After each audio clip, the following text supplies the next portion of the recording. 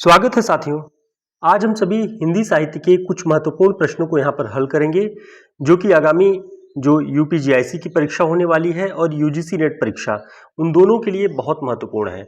और सबसे महत्वपूर्ण बात यह है कि ये जो प्रश्न यहाँ पर शामिल किए गए हैं इस क्लास में, ये सारे प्रश्न उत्तराखंड प्रवक्ता परीक्षा में पूछे गए हैं। तो हिंदी साहित्य के कैसे प्रश्न आजकल परीक्षाओं में पूछे जा रहे हैं, हमें वो देखना होगा। इस क्रम में देखते हैं पहला प्रश्न है, भोलानाथ तिवारी के अनुसार ब्राह्मी लिपि का समय क्या है? ऑप्शन 8 ईस्वी से 500 ईस्वी, 5 ईसा पूर्व से 350 ईस्वी, 350 ईसा पूर्व से 350 ईस्वी, 1 ईस्वी से 350 ईस्वी। तो भोलानाथ तिवारी जी अपनी पुस्तक में ब्राह्मी लिपि का समय क्या बताते हैं?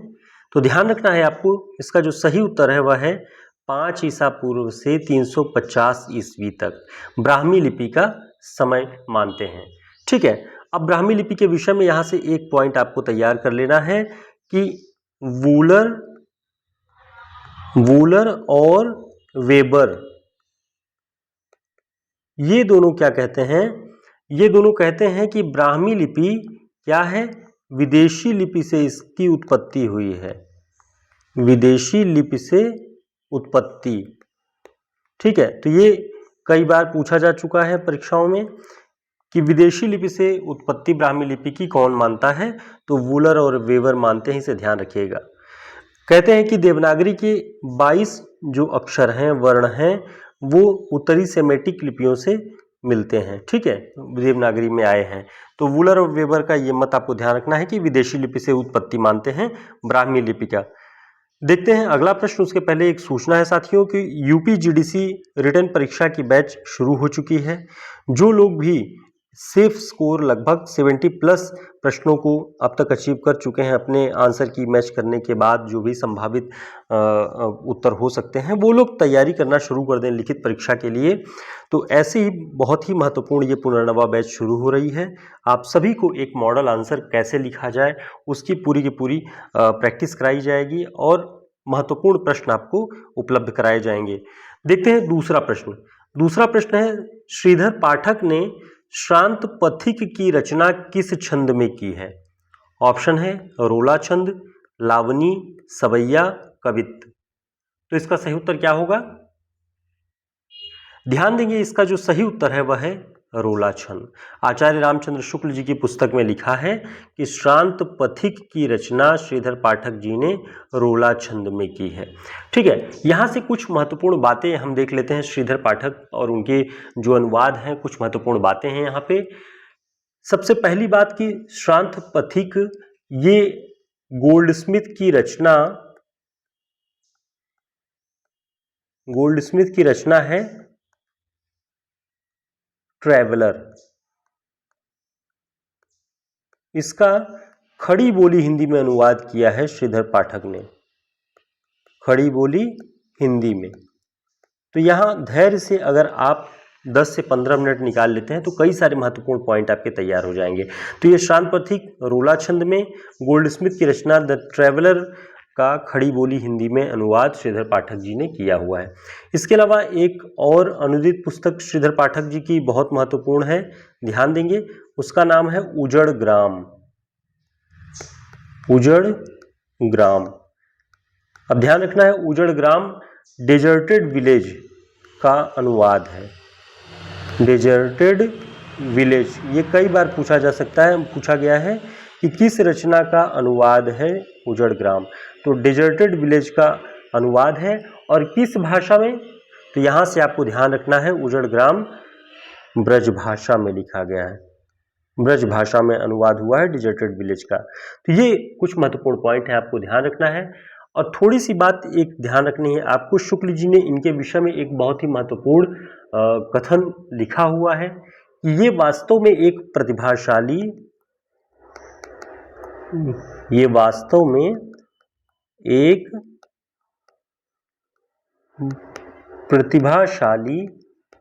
भावुक और सुरुचि संपन्न कवि थे।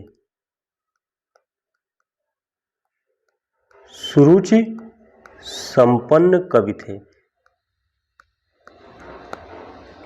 और आगे जो महत्वपूर्ण बात है, इनमें भद्दापन न था, ये शुक्ल जी लिख रहे हैं, इनमें भद्दापन न था। किन किन चीजों में? न रूप रंग में, न रूप रंग में, न भाषा में, न भाव में, यानी इन सभी चीजों में किसी में भद्दापन न था। न चाल में, न भाषण में। इतनी बातें ध्यान रखेंगे। ये यदि अगर आपको ये कथन दे दिया जाए, यह कथन आचार्य रामचंद्र शुक्ल जी ने किस कवि के विषय में लिखा है कि ये वास्तव में एक प्रतिभाशाली, भावुक और सुरुचि संपन्न कवि थे, इनमें भद्दापन न था, न रूप रंग में, न भाषा में, न भाव में, न चाल में, न भाषण में। किस कवि के विषय में? तो श्रीधर पाठक के विषय में आचार्य रामचंद्र शुक्ल जी ने लिखा है। और लिखा कि समाज सुधार के वे बड़े आकांक्षी थे। इसमें इन्होंने विधवाओं की वेदना, शिक्षा का प्रसार आदि विषय उनकी कलम के नीचे आए। तो ऐसी बातें शुक्ल जी श्रीधर पाठक के विषय में लिख रहे हैं। चलिए अगला प्रश्न देखते हैं। अगला प्रश्न है, छायावाद उस राष्ट्रीय जागरण की काव्यात्मक अभिव्यक्ति है जो एक ओर पुरानी रूढ़ियों से मुक्ति चाहता है, दूसरी ओर विदेशी पराधीनता से। यह कथन किस आलोचक का है? Option Nandulare Vajpeyi, Namvar Singh, doctor Nagendra, Nirmala Jain. तो इसका सही उत्तर क्या होगा? तो छायावाद के विषय में एक राष्ट्रीय जागरण की काव्यात्मक अभिव्यक्ति किसने कहा है? डॉक्टर नामवर सिंह ने। नामवर सिंह ये कथन कहते हैं, बहुत महत्वपूर्ण है, चर्चित है छायावाद के विषय में। इन्होंने अपनी जो पुस्तक है छायावाद नाम से जो इनकी पुस्तक है 1955 में प्रकाशित है, उसमें ये बात उन्होंने लिखी हुई है। तो ये कथन ध्यान रख लेंगे। उत्तराखंड प्रवक्ता परीक्षा में ये पूछा गया प्रश्न है, इसलिए इसे ध्यान रखेंगे। आगामी परीक्षाओं में ये दोहराए जा सकते हैं। और साथियों, ऐसे सभी प्रश्नों का महत्वपूर्ण संकलन जो कि आचार्य रामचंद्र शुक्ल, बच्चन और नगेंद्र की पुस्तकों पर आधारित ये हमारा शॉर्ट नोट्स, ये वन लाइनर के रूप में है। और इसका आधा हिस्सा वन लाइनर, आधा वस्तुनिष्ठ प्रश्न जो शुक्ल जी की पुस्तकों पर आधारित हैं, उसका पूरा कलेक्शन है। बहुत महत्वपूर्ण ये नोट्स आप सभी की प्रतियोगी परीक्षाओं में, किसी भी स्टेट की परीक्षा हो, किसी भी स्तर की परीक्षा हो, सभी में उतना ही उपयोगी है। तो देखते हैं अगला प्रश्न। अगला प्रश्न है, सही विकल्प चुनना है आपको। दो कथन दिए हैं। ये प्रश्न भी ध्यान रखेंगे, यूकेपीएससी परीक्षा में, प्रवक्ता परीक्षा में पूछा जा चुका प्रश्न है। कथन एक है कि मुक्तिबोध आत्ममंथन के कवि हैं, और दूसरा कथन है मुक्तिबोध की कविता में प्रयोगवाद और प्रगतिवाद का रासायनिक मिश्रण है। तो आपको बताना है कि क्या दोनों कथन गलत हैं, क्या दोनों कथन सही हैं, या केवल एक सही है, या दो सही है। तो ध्यान रखना है, इसका जो सही उत्तर है वह है दोनों कथन सही हैं। अब ये दोनों कथन सही हैं, तो ये दोनों कथन हैं किसके? तो ध्यान रखना है डॉक्टर बच्चन सिंह। बच्चन सिंह की पुस्तक हिंदी साहित्य का दूसरा इतिहास में ये कथन, दोनों कथन मुक्तिबोध के संदर्भ में बच्चन जी लिखते हैं। दूसरा जो कथन है, इसके आगे बड़ा दिलचस्प है कि पहला कथन ये जो आत्ममंथन वाला है, इसके विषय में लिखते हैं कि मुक्तिबोध आत्ममंथन के कवि हैं। इस मंथन में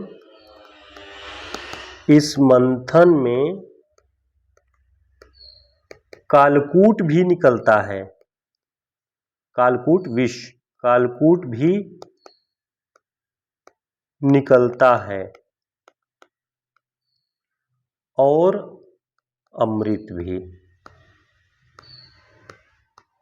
ये कथन पूरा यहां तक है कि मुक्तिबोध आत्ममंथन के कवि हैं, इस मंथन में कालकूट भी निकलता है और अमृत भी। तो ये बहुत महत्वपूर्ण पॉइंट है, आपको ध्यान रखना है बच्चन जी की पुस्तक से। बच्चन जी के पुस्तक के बहुत ही महत्वपूर्ण पॉइंट्स परीक्षाओं में पूछे जा रहे हैं। सभी कवियों के विषय में जो धारणाएं हैं वो पूछी जाती हैं। तो इस पुस्तक के विषय में हमने कई सारी क्लासेस की हुई हैं, आप सभी प्लेलिस्ट में जा कर के देख सकते हैं। सभी प्लेलिस्ट में बच्चन जी वाले वीडियोस मिल ही जाएंगे, जिसमें वस्तुनिष्ठ प्रश्न हमने हल करवाए हैं।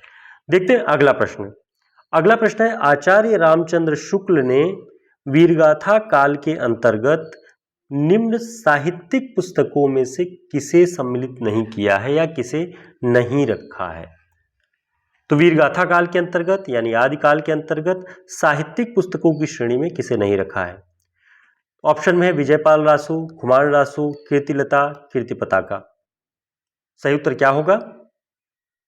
तो ध्यान रखना है, इसका जो सही उत्तर है वह है खुमान रासो।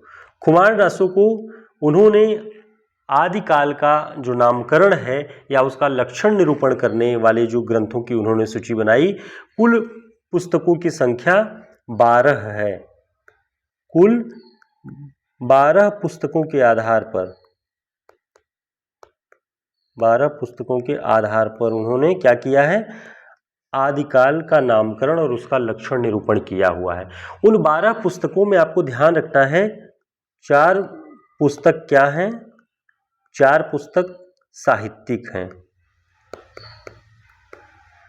ठीक है, और 8 पुस्तक क्या हैं? 8 पुस्तक हैं लोक भाषा काव्य, ठीक है, लोक भाषा काव्य या देश भाषा काव्य। तो इस रूप में उन्होंने निर्धारण किया है कि जो 4 पुस्तकें हैं साहित्यिक हैं। अब ये 4 साहित्यिक पुस्तकें कौन कौन सी हैं, इसका नाम आपको ध्यान रखना है, विजयपाल रासो। विजयपाल रासो। दूसरा कौन सा है? हम्मीर रासो। तीसरा कीर्तिलता और चौथा कीर्ति पताका। तो यहां आप देख रहे होंगे कि विजयपाल रासो, कीर्तिलता, कीर्ति पताका है, खुमान रासो इसमें नहीं है, जो 4 साहित्यिक पुस्तकें हैं। तो ध्यान ऐसे आप रख लेंगे, इन्हें याद कर लेंगे। 4 साहित्यिक पुस्तकें, 8 देश भाषा काव्य के अंतर्गत। जो 8 देश भाषा काव्य के अंतर्गत हैं वो पुस्तकें कौन कौन सी हैं? खुमान रासो, बीसलदेव रासो, पृथ्वीराज रासो, जयचंद्र प्रकाश, जयमयंक जसचंद्रिका, परमाल रासो, खुसरो की पहेलियां और विद्या की पतावली। ये सभी इन 8 पुस्तकों के अंतर्गत हैं जो कि देश भाषा काव्य कहलाती हैं। और जो साहित्यिक पुस्तकें हैं वो कौन कौन सी हैं, यहाँ पर नाम लिखा हुआ है। तो आप इन सभी को अच्छे से तैयार कर लेंगे, थोड़ा ठहर कर अच्छे से देखेंगे तो आपको ये तैयार हो जाएंगे। तो ये सारे प्रश्न यूकेपीएससी परीक्षा में, प्रवक्ता परीक्षा में पूछे गए प्रश्न हैं, तो इन्हें अच्छे से तैयार कर लिए। कुछ कहा नहीं जा सकता कि कौन सा प्रश्न किस परीक्षा में टकरा जाए, तो हमने आपके लिए ऐसे प्रश्नों का कलेक्शन किया और उसके कुछ महत्वपूर्ण पॉइंट्स भी आपको बताया, ताकि एक प्रश्न के बहाने कई सारे प्रश्न आपके तैयार हो जाएं, कई सारे पॉइंट्स तैयार हो जाएं। और हमारा प्रयास यही है कि हम प्रतिदिन छोटी छोटी क्लासेस के माध्यम से ही हिंदी साहित्य के महत्वपूर्ण पक्षों को कवर करते रहेंगे, ताकि आप ऊबे भी ना और ये सारे फैक्ट्स बहुत आसानी से 15 मिनट के अंदर आप तैयार कर लें।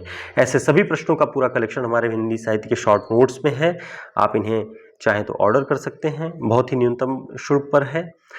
इसके अलावा यूपीजीडीसी के रिटन परीक्षा की जो बैच चल रही है, जो लोग भी 70+ प्रश्न सही कर रहे हैं अपनी परीक्षा में यूपीजीडीसी की, वो इस पुनर्नवा बैच से जुड़ करके अभी से जो लगभग 2.5 महीने का समय है, रिटन परीक्षा की तैयारी कर सकते हैं। और विभिन्न आयोगों में, विश्वविद्यालयों में हिंदी साहित्य के कैसे प्रश्न बीए और एमए की परीक्षाओं में पूछे जाते हैं, वैसे ही प्रश्नों के आधार पर उत्तर लिखने की अगर आप प्रैक्टिस करते हैं तो बेहतर कर पाएंगे।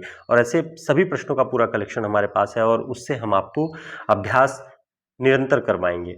फिर मिलते हैं एक नई क्लास में, तब तक के लिए नमस्कार, शुभकामनाएं।